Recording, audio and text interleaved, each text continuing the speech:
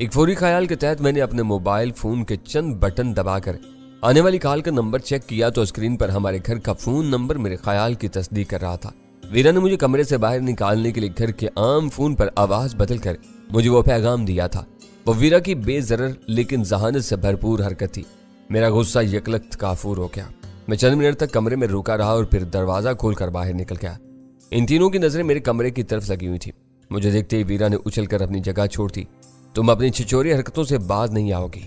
उसके कुछ बोलने से पहले मैंने तुरुश लहजा में कहा, तुमको क्या परेशानी लाक है? क्यों फोन किया था मेरे मोबाइल पर? मेरे बिगड़े हुए तेवर देखकर वीरा का सारा जोशो खरोश ठंडा पड़ गया और वो मुर्दा आवाज बोली, आई एम सॉरी। मेरा ख्याल था कि मैं कुछ कामयाबी हासिल करके आई हूँ। इस बारे में तुमसे तबादला ख्याल करना जरूरी है। ज्यादा उछलने कूदने की जरूरत नहीं। मैंने ड्राइंग रूम में दाखिल होकर कहा, तुमने मेरा खून खुश करके रख दिया। आराम से बैठो और बिला का मौकास्त अपनी कहानी सुना डालो। वीरा अपनी जगह पर बैठ गई। मैंने भी एक नशिस्त संभाल ली। मेरे दुरुस्त रवैये का यह फायदा हुआ कि वीरा अपनी कामयाबी को भूल गई। उसने मेरा मूड ठीक करने के लिए शुरू से आखिर तक के वाकयात तफसील से सुनाने शुरू कर दिए। इब्तदाई हिस्से में सुल्तान शाह ने असल किरदार अदा किया था, इसलिए उसे जा बजा वीरा की तस्दीक करनी पड़ी। वीरा ने किसी पसो पेश के बगैर उसकी मुदाखलत कबूल कर ली। इन दोनों ने बाहमी खिंचाव का हिस्सा गोल कर दिया था, जो बाद में इन्हीं की जुबानी रफ्ता रफ्ता मेरे इल्म में आ गया। इस वक्त इन जिमनी बातों की कोई अहमियत नहीं थी कि मिसिस शेरदिल का दिया हुआ फोन नंबर है। आखिर में वीरा ने अपने हाथ में दबा हुआ एक रुक्का मेरी तरफ बढ़ा दिया। वो हिंद से वीरा की तहरीर में लिखे हुए थे, ये तो सरकारी फोन नंबर है। मैंने 92 के इब्तदाई 2 हिंसों पर नजर पड़ते बेसाख्ता कहा, तुम धोखे से कोई गलत नंबर ले आई हो। इसने कापी पर लिखा हुआ यही नंबर मुझे दिखाया था, जो मैंने नोट कर लिया। वीरा ने खिफत से अपनी सफाई पेश की। इसे सफा तलाश करने में गलती हुई होगी। करेला और वो भी नीम चढ़ा। तुमने ये कहावत तो सुनी होगी। सुल्तान शाह ने वीरा से मुखातिब होकर कहा, तुम्हारे किस्से में करेला नीम के 2 पेड़ों पर चढ़ा हुआ नजर आ रहा है। मैं खुद भी कशीदगी की फिजा को खत्म करने का ख्वाह था। वो दोनों अपनी मुहिम में खासी कामयाबी हासिल करके लौटे थे।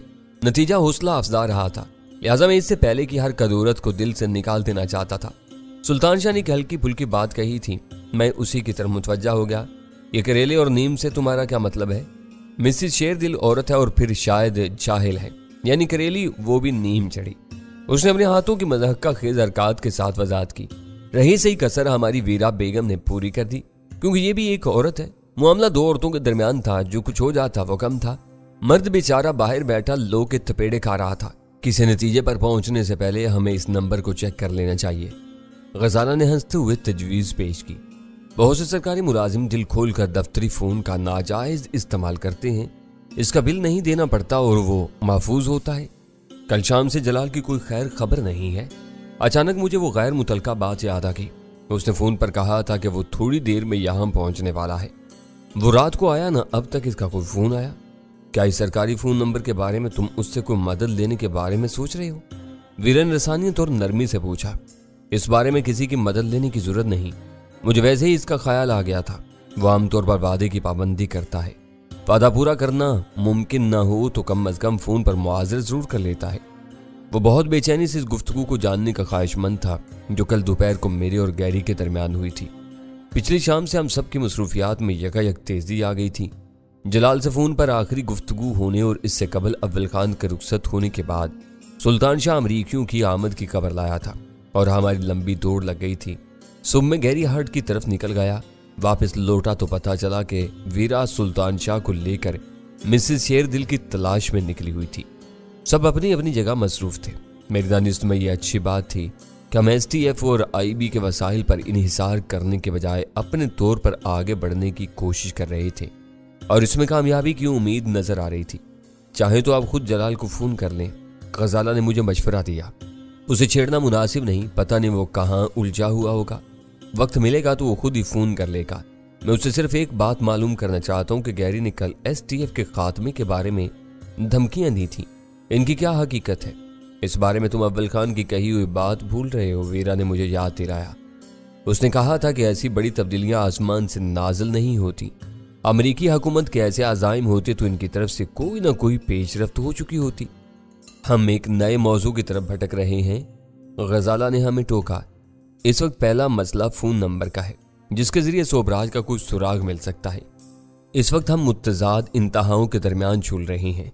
वीरा ने संजीदगी से कहा, ایک طرف پاکستان کے خلاف عالمی سازشوں میں گیری ہارٹ کا نیا کردار ہے جو ایس ٹی ایف کی بقا کے لیے ایک بہت بڑا خطرہ بن کر نمودار ہوا ہے، دوسری طرف شیر دل کی بیوہ کا مسئلہ ہے، وہ ایک سنگین معاشرتی المیہ ہے۔ میں نے ویرا کی بات کاٹ کر کہا، تم نے اس کے بچوں کی جو عمریں بتائی ہیں ان سے اندازہ ہوتا ہے کہ فیصلہ آباد میں شیر دل کے ٹیلی فونک عشق کی کہانی کے داغ بیل 11-12 سال پہلے پڑی تھی۔ دونوں فریق جوانی کے جوش میں بدمست تھے، انہوں نے مستقبل کو فراموش کر کے باغیانہ راہ اپنائی اور اپنا گھر بسایا۔ نتیجہ سامنے ہے، وقت نے اس لڑکی کے انتخاب کو غلط ثابت کر دیا۔ بچوں کے مستقبل کی فکر نے شیر دل کو گھر سے دور کر دیا۔ ایک عشرے کے بعد آج 4 انسان اس غلط فیصلے کا نتیجہ بھگت رہے ہیں۔ میں عورت سے بات کرتے ہوئے حیران ہو رہی تھی۔ ویرا اپنے چانے سمیٹ کر بولی، یقین نہیں آ رہا تھا کہ عملی زندگی میں بھی ایسا ہو سکتا ہے۔ اس کی باتیں مجھے کسی فلم کی کہانی سے ملتی جلتی معلوم ہو رہی تھیں۔ تو مسلسل اسے عورت عورت کہے جا رہی ہو، سلطان شاہ نے چڑچڑ لہجے میں کہا۔ اس کے ساتھ اتنا وقت گزارنے کے بعد بھی تم اس کے نام سے بے خبر ہو؟ کاش تم وہاں ہوتے، ویرا بولی۔ اس پر بار بار رکت امیز جذباتی طورے پڑ رہے تھے۔ اسے سنبھالنا اور پھر کام کی بات جاری رکھنا بہت دشوار ثابت ہو رہا تھا۔ مجھے دھیان ہی نہیں آیا کہ اس بدنصیب عورت کا نام پوچھ لیتی۔ اسے معلوم ہے کہ تم مریم ہو اور تمہارا تعلق عورت فاؤنڈیشن سے ہے، غزالہ نے تائید طلب لہجے میں کہا۔ میں اپنا کوئی موضوع تعارف نہ کراتی تو میرے لیے اس کے گھر میں داخل ہونا مشکل ہو جاتا، اور کالا مچھر ذرا پہلے آ جاتا تو تمہارا وہاں سے نکلنا مشکل ہو جاتا۔ سلطان شاہ نے مسکراتے ہوئے کہا، پتہ نہیں ہمارے آنے کے بعد وہاں کیا ہوا ہوگا۔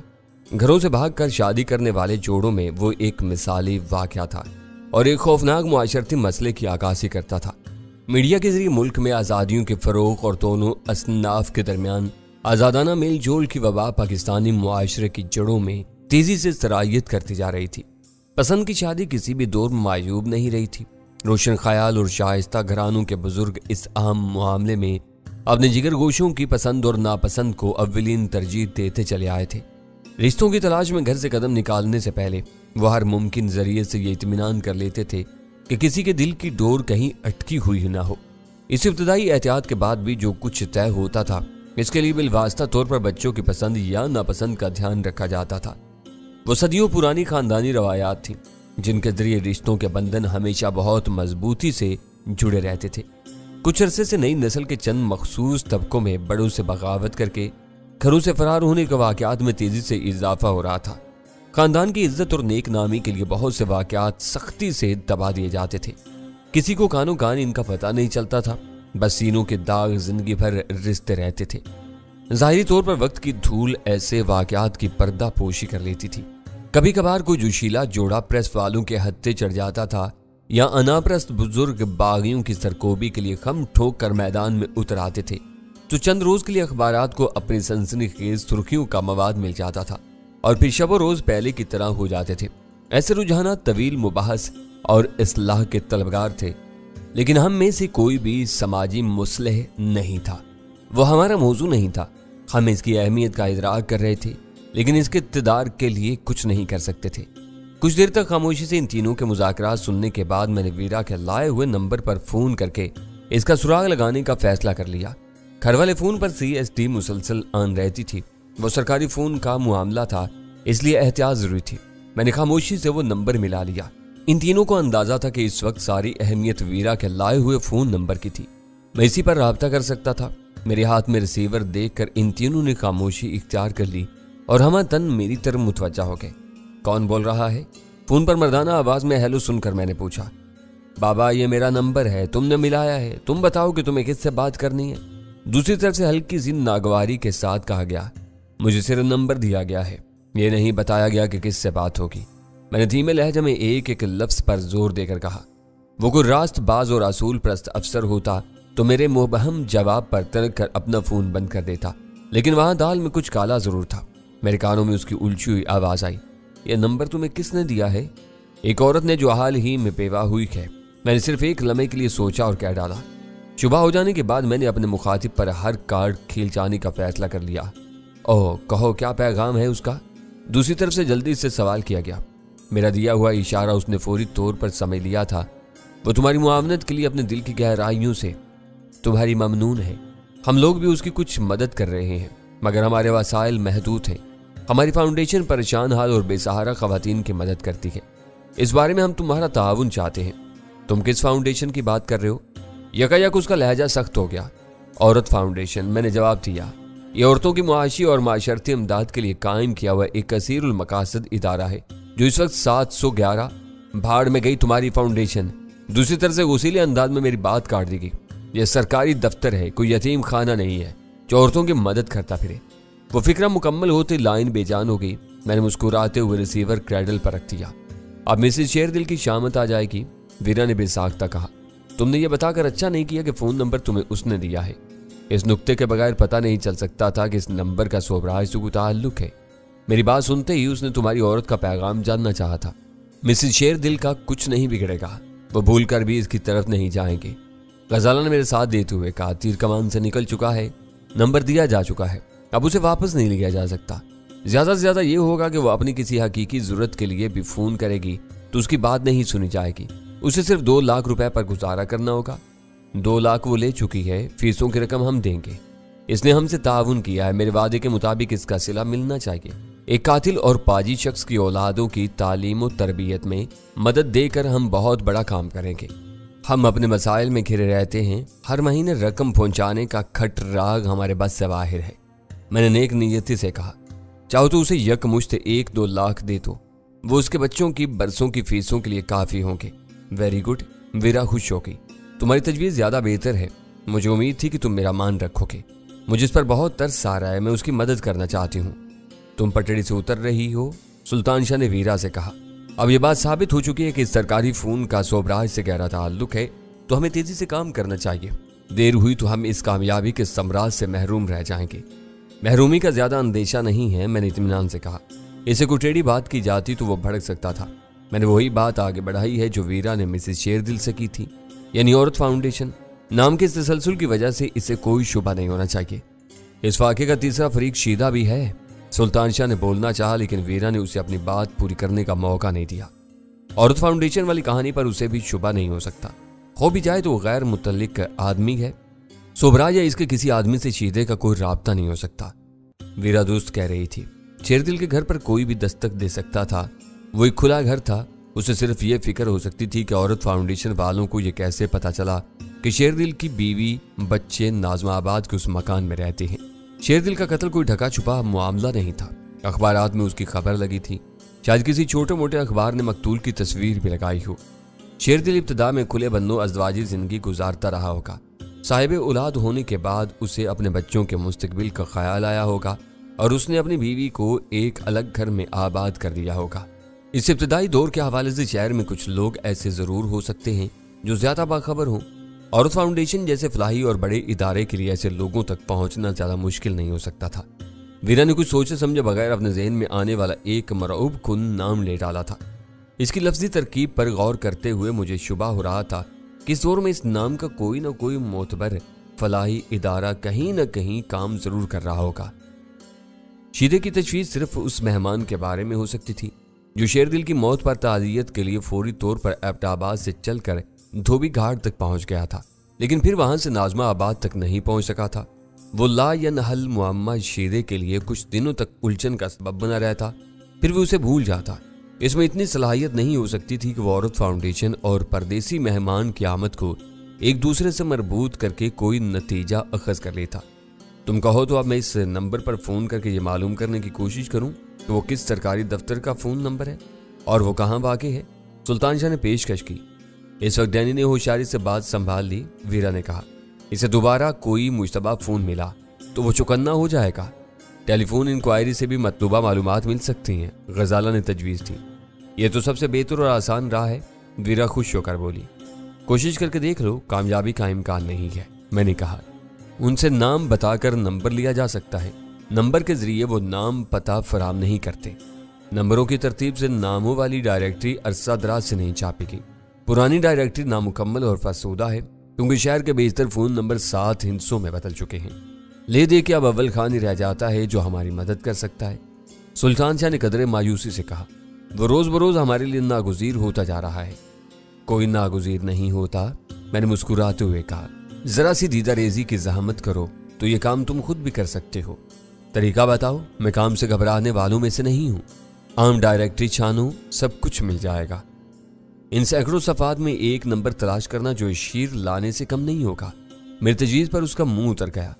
यह ऐसा मुश्किल काम नहीं है, इस बार मैंने संजीदगी से कहा। सारे सूबाई और मरकजी फोन नंबर पहली जिल्द के चंद रंगीन और आग में सिमटे हुए होते हैं। इन पर मेहनत करोगे तो थोड़ी देर में सब कुछ सामने आ जाएगा। आओ, ये काम हम दोनों मिलकर करते हैं। वीरा उसी लम्हे अपनी जगह से उठ खड़ी हुई। इन्हें धंधे से लगा दिया, अब हम आराम करते हैं। मैंने बाईं आंख दबाकर गजाला से कहा, ये दोनों 2-3 घंटों के लिए काम से गए, इन्हें कोई काम की बात मिल जाए या आपने इनके साथ शरारत की है। गजाला ने अपनी गजाली नजरें मेरे चेहरे पर मरकूज करके मुस्कुराते हुए पूछा। थोड़ी देर में नतीजा सामने आ जाएगा। मैं गजाला का हाथ थाम कर अपने कमरे की तरफ चल दिया। इन दोनों का पता नहीं था, सुल्तान शाह के कमरे से वीरा की मनमनाती हुई सी आवाज आ रही थी। शायद वो दोनों टेलीफोन डायरेक्टरी के रंगीन और आंख वाली पहली जिल्द लेकर वहीं बैठ गए थे। वीरा की शराब नोशी की वजह से सुल्तान शाह उसके कमरे में कम ही जाता था। मैं कमरे में जाते ही बिस्तर पर दराज हो गया। गजाला अपने मरमरी वजूद को समेट कर मेरे सरहाने बैठ गई और अपने नरमो गुदास हाथों से मेरा सर दबाने लगी। आज ये दोनों खासी अहम कामयाबी हासिल करके आए हैं। काम के सिलसिले में दोनों एक दूसरे से ताउन करते हैं। वैसे इनमें जरा भी नहीं बनती, मैंने कहा। वीरा उसके सामने हर वक्त कुड़ुक मुर्गी की तरह अकड़ी रहती है। गजाला ने खिलखिलाते हुए हंसते हुए जवाब दिया, वो पठान है, औरत की यह अकड़फू बर्दाश्त नहीं कर सकता। जब तक वीरा अपने रवैये में नुमाया तब्दीली नहीं लाएगी, इन दोनों में ज़हनी मफाहमत नहीं हो सकती। वीरा की आदतें बहुत पुरानी और रासिक हो चुकी हैं। वो खुद को दूसरों पर मुसल्लत करने की आदी है। इसके लिए भी खुद को बदलना बहुत मुश्किल है। ये ना कहें, उसने इठलाकर शोखी से कहा, ये उसकी आदत नहीं है, वो बनती है। मैंने अक्सर देखा है कि आपके सामने वो भीगी बिल्ली बन जाती है। ये फर्क क्यों है? आप भी तो सुल्तान शाह की तरह एक मर्द हैं। गजाला ने मौका से फायदा उठाकर बहुत भरपूर वार कर दिया था।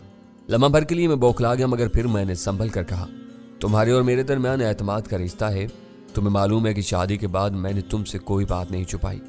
मेरे और वीरा के माजी के मरासम भी तुम्हारे इल्म में हैं और शायद इसी वजह से मुझसे झोंक खाती है। आप दोनों का माजी? वो एक गहरा सांस लेकर बोली। इसका ख्याल आता है तो मेरे ज़हन में कभी कभी टीसें सी उठने लगती हैं। सोचती हूँ कि वो सब मेरे इल्म में ना आया होता तो बेहतर होता। बाज़ मामलात में बेखबरी इंसान के लिए नेमत साबित होती है। मुझे अंदाज़ा नहीं था कि ऐसे मामलात में तुम भी आम औरतों की तरह मुतासिब हो। आज तुम पहली बार ये शिकायत जुबान पर लाई हो। मैं तंग नज़र नहीं हूँ। एक दूसरे के माजी पर हमारा कोई हक नहीं था। वो जिंदगी हमने अपनी अपनी मर्जी से गुजारी है। शादी के बाद हमें एक दूसरे से हिसाब लेने का हक हासिल हुआ है। यहाँ आकर मैं एहसास बेबसी में मुब्तला हो जाती हूँ। क्या तुम्हें मुझ पर एतबार नहीं है? मैंने चौंक कर सवाल की। यह एतबार ही है जिसके सहारे मैं सुख की जिंदगी गुजार रही हूँ, उसने मुस्कुराते हुए जवाब दिया। वीरा आपकी जिंदगी का एक अहम संग मील थी। शी के मुकाबले में इसने दिलो जान से आपका साथ दिया। आप इस मंजिल से गुजर आए। संग मील वहीं रह जाता तो हमारा अज़दवाजी सफर ज्यादा आराम से गुजरता, लेकिन हम अभी तक इस संग मील को उठाए फिर रहे हैं। दूसरों की तरह वीरा आपकी जिंदगी से निकल जाती तो कोई बात नहीं थी।